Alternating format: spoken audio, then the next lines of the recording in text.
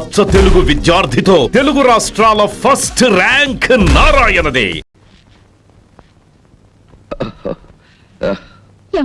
శీలవతి వద్దు వద్దు, అలాగే మ్యాటర్ అర్థమైంది, చాలు. వచ్చావురా నాయనా, ఎన్నాళ్ళైందిరా నిన్ను చూసి. ఆగు మావయ్య, కూర్చోండి మావయ్య. బాబు మజ్జిగతేనా? ఉండండి అత్తయ్య, ఏకంగా భోజనం వడ్డించేస్తాను. ముందు కాఫీ ఆగండి. అయ్యో కాస్త ఉండండి. ప్రియమైన నా కుటుంబ సభ్యులారా, అప్పుడా అనావృష్టి, ఇప్పుడు ఈ అతివృష్టి రెండూ మంచివి కావు. మధ్య తరగతి మనిషి ఎత్తుకి పల్లానికి మధ్య ఎదిగి ఎదగని మనిషి. పైనుంచి చూసేవాడికి కింద కనిపిస్తాడు, పల్ల నుంచి చూసేవాడికి పైన కనిపిస్తాడు. అతను రెండు చేతులు చాచి అంతస్తులు అందుకోలేడు, ఒక్క చెయ్యి చాచి అడుక్కోను లేడు. నేను చెప్పేది ఒక్క మన కుటుంబం గురించే కాదు, మనలాంటి కుటుంబాలు ఈ దేశంలో లక్షోపలక్షలు. ఓ మధ్య తరగతి మనిషిగా మాలాంటి కుటుంబ సభ్యులు 50 మందిని నమస్కరించి అడిగేది ఒక్కటి: ఇంటి యజమాని ఇంటికి చేరుకోగానే అతను 4 ముద్దలు తిని కడుపు చల్లార్చుకునే వరకు సమస్యలతో వేధించకండి, ప్రశాంతంగా ఉండనివ్వండి. సమస్యల్ని ఎదుర్కొని పరిష్కరించే మనోధైర్యాన్ని అతనికి ఇవ్వండి, సమస్యలతో మాత్రం భయపెట్టే. డాక్టర్ గారు, అర్జెంటుగా రమ్మని ఫోన్ చేశారు. చెల్లికి ఎలా ఉంది? ఏం కంగారు లేదయ్యా, రేపు ఉదయం మీ చెల్లికి ఆపరేషన్ ఫిక్స్ చేశాం. ఆ విషయం చెప్దామని ఫోన్ చేశాను. సారీ సార్, మీరు ఆపరేషన్ అడిగిన డబ్బు నేను ఇంకా కూడబెట్టుకోలేకపోయాను. డబ్బు ఏర్పాటు అంతా నిన్నే జరిగిపోయింది. ఇక మీ చెల్లికి ఏ ప్రమాదం లేదు. నాకు తెలియకుండా ఎవరు డబ్బు ఇచ్చారు? ఎక్కడి నుంచి వచ్చింది? ఆ ఏర్పాటంతా ఆమె చేసింది.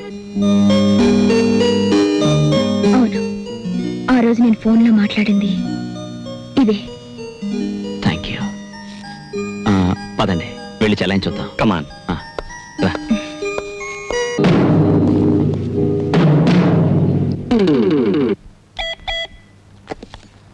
హలో హలో సాబ్. ఎస్, మీ అమ్మాయి దొరికింది. కథ వేరేలా ఉంది. వాడు బ్లాక్ టైగర్ కాదు, రెడ్ టైగర్ కాదు, ఒట్టి హోటల్ సర్వర్. వాణ్ణి మీ అమ్మాయి ప్రేమించింది. ఇప్పుడు ఎలా ప్రొసీడ్ అవ్వమంటారు? కరీం భాయ్, నీ రేటు పెంచుతున్నాను. నిన్నటి వరకు ఇది నా కూతురి సమస్య, ఈవేళ నుంచి ఇది నా కుటుంబ సమస్య, నా పరువు ప్రతిష్టల సమస్య. 24 గంటల్లోగా వాడి శవం నాకు కనిపించాలి. ఓకే సాబ్. మొత్తానికి మా చెల్లెమ్మకు ఆపరేషన్ జరిగిపోతుంది. నీ మనసు మంచిది, అందుకే సమయానికి డబ్బు వచ్చింది. కరెక్ట్ బాబాయ్, రేపు ఆపరేషన్ జరిగిపోతుంది. వారం రోజుల్లో మా చెల్లెమ్మకు నయం కూడా అయిపోతుంది. అప్పుడు ఎంచక్కా మనం అందరం హాయిగా ఉంటాం. ఏమా, నువ్వేమంటావు చెప్పు. అవును, నా ఆపరేషన్ అయ్యే డబ్బు గురించి మీరు ఎటువంటి తప్పు చేయలేదు కదూ, చెప్పండి. నా ఆపరేషన్ డబ్బు కోసం మీరే తప్పు చేయలేదని నా మీద ఒట్టేయండి. అప్పుడే నేను ఆపరేషన్కి వెళ్తాను. లేదమ్మా, మరి నా మీద ఒట్టి చెప్పండి. మేమెప్పుడైనా తప్పుడు పని చేస్తే ఇంకెప్పుడు నా మొహం నీకు చూపించను అని ప్రొట్టేసి చెప్తున్నా. అవును, మేము తప్పుడు పని చేస్తే మా మొహం ఎప్పుడు చూపించాం. నీ మీదొట్టు.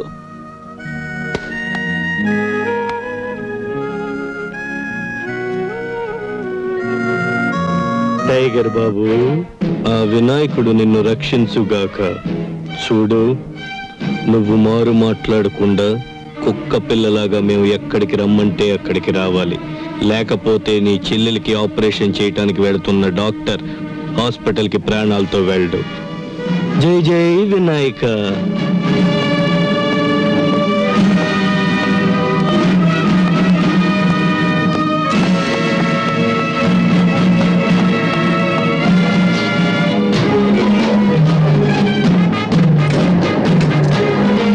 బాబు ఎక్కడికి వెళ్ళాడమ్మా? ఆపరేషన్ చేసే టైం అయింది, ఆపరేషన్ టైంకి దగ్గరుండి తీరాలని మరీ చెప్పాడు డాక్టరు. 6 నెలలైంది ఆపరేషన్ చేయించుకున్నాను మరాయిస్తోంది సీత. పొద్దున్న నుంచి చాలా బెంబేలుగా ఉన్నారు, నాకు ఏమీ చెప్పలేదు. ఏమండి, మన రాంబాబుని ఎవరో రౌడీ వ్యాన్ ఎక్కించుకొని వెళ్ళిపోతున్నారండి. నేను పరిగెత్తాను, కానీ దొరకలేదు. ఇది ఎవరిదో కాదు, మీ నాన్న చేసిన పని. Daddy, daddy, daddy. అమ్మా అలక, వచ్చావా? ఎన్నాళ్ళైందే నిన్ను చూసి. అన్నా. వెల్కమ్ బేబీ, బాగున్నావా? డాడీ, రాంబాబుని ఏం చేశారు? విశాల, అమ్మాయిని లోపలికి తీసుకెళ్ళి రెస్ట్ తీసుకుంటుంది. రాంబాబు ఎక్కడా అని అడుగుతున్నాను. వాడెక్కడున్నాడో నాకు తెలియదు గాని ఏమవుతాడో మాత్రం తెలుసు. ఏంటి మీకు తెలిసింది?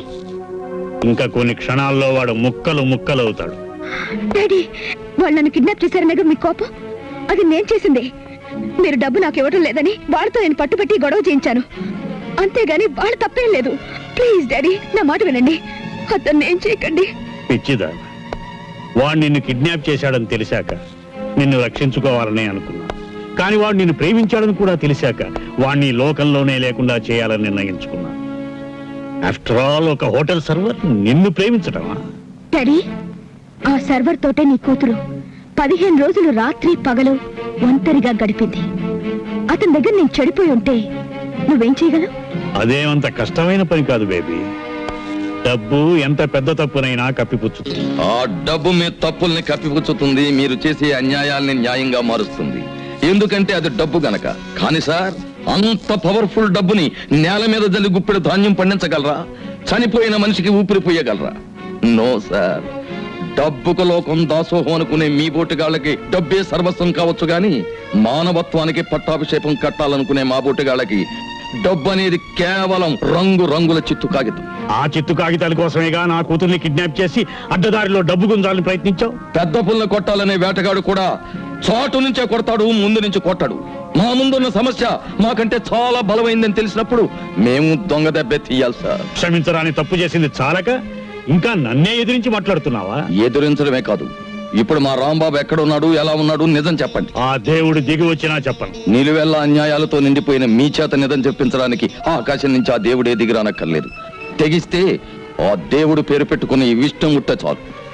ఈ వేళ నుంచి అయినా నిన్ను ప్రేమించే 4 మనుషుల్ని సంపాదించుకో. ఎందుకంటే ప్రపంచ విజేతను కావాలని విర్రవీగి 4 గోడల మధ్య పిరికి చావు చచ్చిన హిట్లర్ కంటే నువ్వు గొప్పవాడివి కావు. నేను చెప్తాను బాబు. ఆయన కరీంతో మాట్లాడుతుండగా విన్నాను.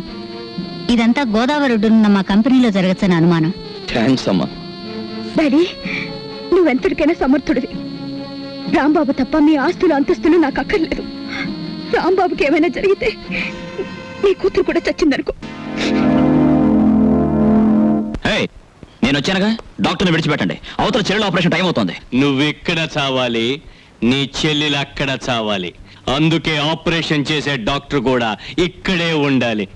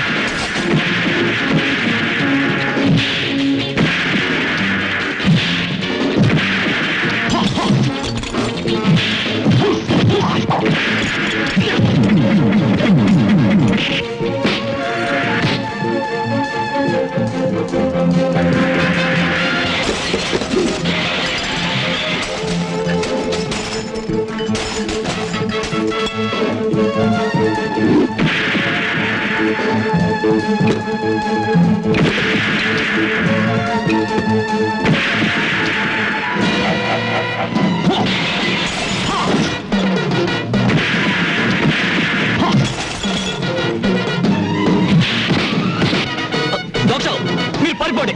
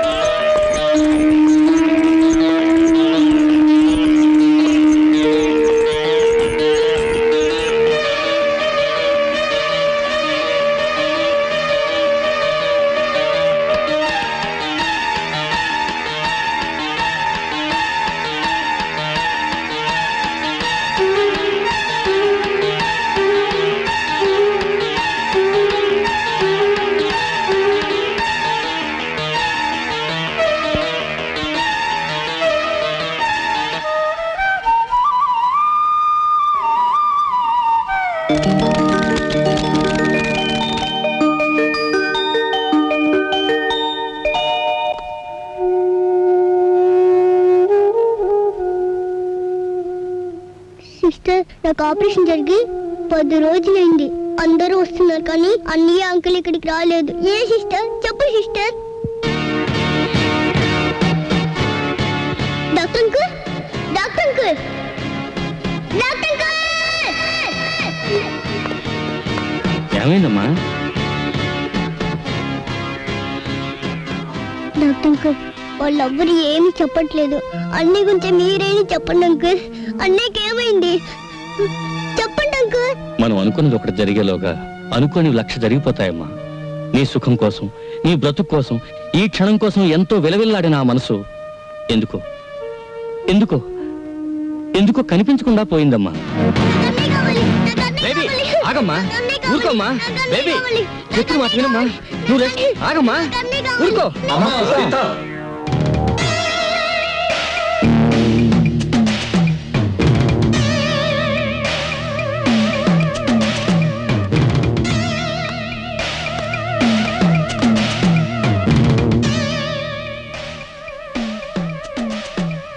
నేనమ్మా అన్నయ్యని. నేనేనమ్మా బాబాయ్. ఇదేంటి? నీ ఆపరేషన్ డబ్బు కోసం మేము ఏదైనా తప్పు చేస్తే మొహం చూపించమని ఒట్టేశాంగా. అందుకని మా మొహం నీకు కనిపించకుండా నీ మొహం చూసే ఏర్పాటు చేసుకున్నాం.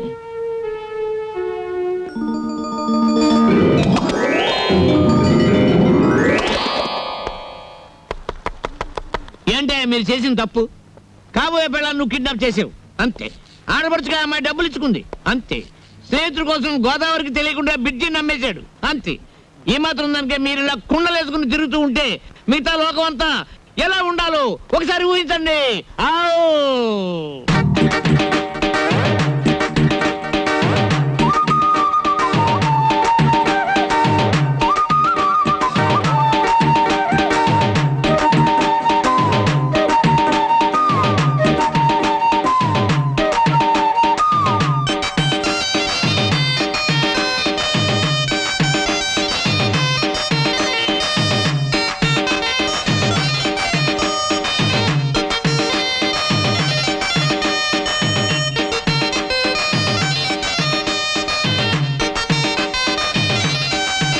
నవ్వుకోండి నవ్వుకోండి నవ్వుకోండి, నవ్వుకోండి నవ్వుకోండి నవ్వుకోండి, అనుభవాల లోతుల్లో ఆనందం తవ్వుకోండి, సంతోషం నింపుకోండి, సమస్యల్ని చంపుకోండి.